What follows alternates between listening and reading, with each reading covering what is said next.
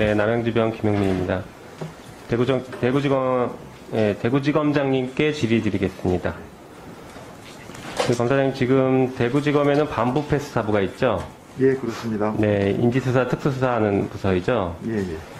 네, 인지수사, 특수수사가 거학을 척결하는 중요한 업무를 하는데 반해서 아시다시피 최근에 여러 가지 사건에 불미스러운 일들에 연루가 돼서 특수수사에 대한 어떤 무용론이나 여러 가지 우려들이 계속 나오고 있습니다. 잘 알고 계시죠? 예, 예. 검찰의 신뢰를 회복하기 위해서는 좀 제대로 수사를 이어나가야 할 것 같습니다. 그런데 오늘 또 충격적인 일이 벌어졌습니다. 화면 잠깐 보시겠습니다. 라임 사건 관련해서 김봉현 스타 모빌리티 회장이 폭로를 했는데 현직 검사에게 로비를 했다, 돈을 줬다, 향응을 제공했다, 이런 얘기가 나왔습니다. 그 현직 검사가 라임 사건 수사 담당 검사로 발령이 또 났다는 얘기까지 매우 충격적입니다. 이 김봉현이라는 사람이, 그 김봉현 회장이 그 언론사에게 제보한 자필 진술서 내용들을 몇 가지 보면서 말씀드려보겠습니다. 다음 보여주시죠. 이 진술서의 취지는 이겁니다. 라임 사건의 김봉현 회장이 161억 원 횡령 혐의로 검찰의 조사를 받고 있었는데, 조사받는 도중에 청와대 혹은 정치인, 청와대 수석급 정도 되는 사람에게 뇌물을 제공했다라는 걸 불어라, 이렇게 협박, 회유를 당했다라는 취지입니다. 그런데 그 내용들이 어마어마합니다. 2019년 7월경에 A 변호사, 이 사람은 그 검사 출신 변호사인데 검사 특수통 검사라고, 특수통 출신 변호사입니다. 이 사람에게 수임료 1억 원을 주고 선임했는데, 구두로 선임했는데, 그 이후에 그 검사와 그 변호사와 검사 3명에게 술접대를 했다는 것입니다. 청담동 소재 룸살롱에서 1,000만 원 상당 술접대를 했고, 그때 접대를 받았던 검사 한 명이 얼마 후에 라임 수사팀에 합류했다. 그런데 그 검사는 윤석열 사단에 속하는 검사다 라고 매우 충격적인 얘기를 하고 있습니다. 그 다음 보여주시죠. 그리고 2020년 5월 말 남부지검에서 그 조사를 받으러 갔더니 본인이 전에 술접대 자리에서 만났던 그 검사가 수사 책임자였다라고 하면서 이런 얘기를 합니다.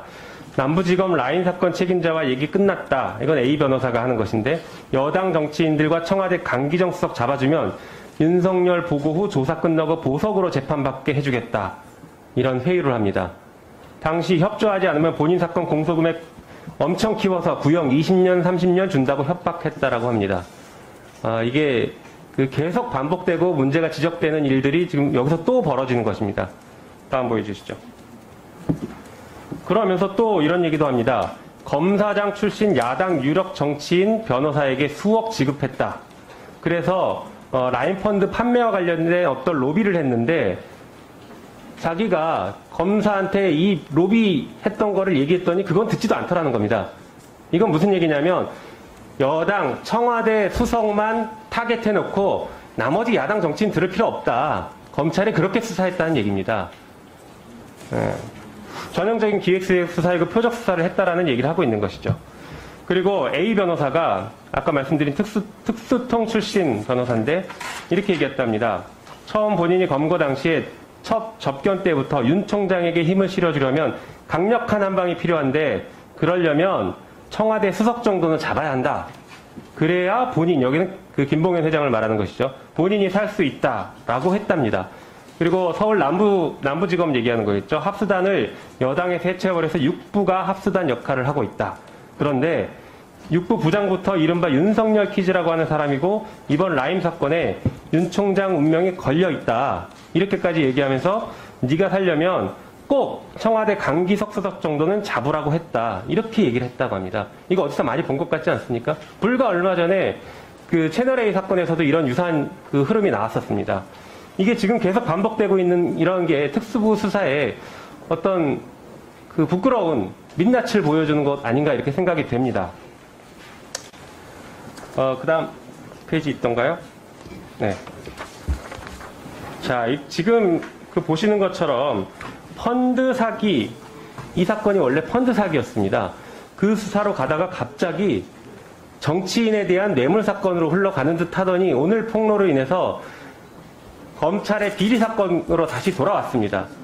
이 어마어마한 사건이 발생한 것입니다. 우리가 그렇게 부르짖었던 검찰개혁의 필요성을 보여주는 상징적인 사건이 또 반복돼서 나온 것 아닌가, 부원 의원은 그렇게 생각합니다.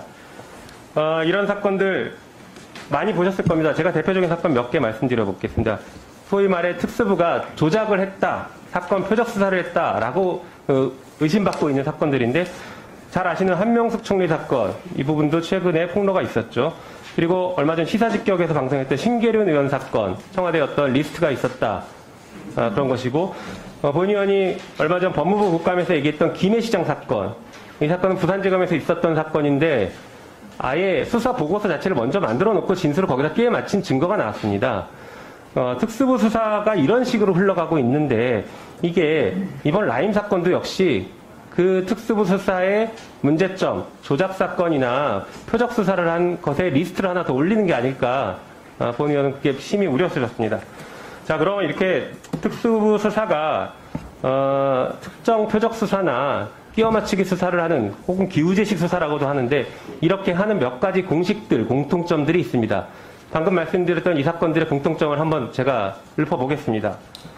첫 번째가 횡령 수사를 하다가 뇌물죄 수사로 갑니다. 특히 정치권의 뇌물 수사로 넘어갑니다. 이때 횡령 금액을 줄여주거나 구형량을 낮게 해준다는 옵션은 같이 들어가죠. 두 번째가 그렇게 되면 횡령 수사 중단하고 뇌물 수사에 집중합니다. 그때부터 뇌물 수사만 원통합니다. 이 사건 역시 김봉현 회장이 그렇게 얘기합니다. 자기 사건은 총 10번 정도밖에 안 했고 일주일에 3번씩 불렀는데 거의 다 청와대 추석에 대한 뇌물 사건 수사만 했다, 그런 질문만 했다는 것이죠. 게다가 야당 정치인 얘기했더니 그건 듣지도 않는답니다. 그리고 검찰에 그 뇌물을 제공했던 얘기를 해도 그것도 듣지도 않는답니다. 오로지 청와대 수사만 했다라는 것이죠. 자, 세 번째는 피의자를 많이 불러놓습니다. 막 계속 부릅니다. 계속 불러서 진술을 하게 하고, 근데 진술을 자기가 정해놓은 대로, 검찰이 정해놓은 대로 진술을 하게 만들고, 틀리면 계속 바꾸게 하고 설명해주고, 짜여진 수사를 했다라는 것이죠. 네 번째가 회유와 협박을 합니다. 이 사건에서도 보석을 회유하자, 아까 보셨던 것처럼 윤 총장에게 보석을 자기가 권유하겠다, 이렇게까지 얘기합니다. 다섯 번째가 언론 보도, 언론에 흘리기를 합니다. 이 사건 역시 처음에 그 라임 사건 수사하는 것 같더니 갑자기 강기정 수석에게 5천만 원 지급했다, 이렇게 언론에 흘리기가 시작됐습니다. 그러다가 지금 폭로로 멈춰선 것이죠. 그 다음에 마지막에는 검사가 원하는 진술 위에는 다른 거 전혀 듣지 않습니다. 이런 걸 보면 검찰이 지금 수사를 통해서 정치를 하고 있는 게 아닌가, 심히 우려됩니다. 이거 매우 심각한 것입니다. 그렇기 때문에 검찰 역시 검찰개혁에 같이 동참을 해야 된다. 저희는 검찰개혁 필요하지 말고 검찰개혁 동참해주기 바랍니다. 특히 말씀드린 것처럼 대구지검장님 그 특수부 수사 지금 대구지검 이루어지고 있기 때문에 특수부 수사가 정말로 제대로 되는지 다시 한번 돌아가시면 꼼꼼하게 점검해 주시기 바랍니다. 아시겠습니까? 그렇게 하시겠습니까? 예, 의원님 말씀 유념해서 업무를 잘 하도록 하겠습니다.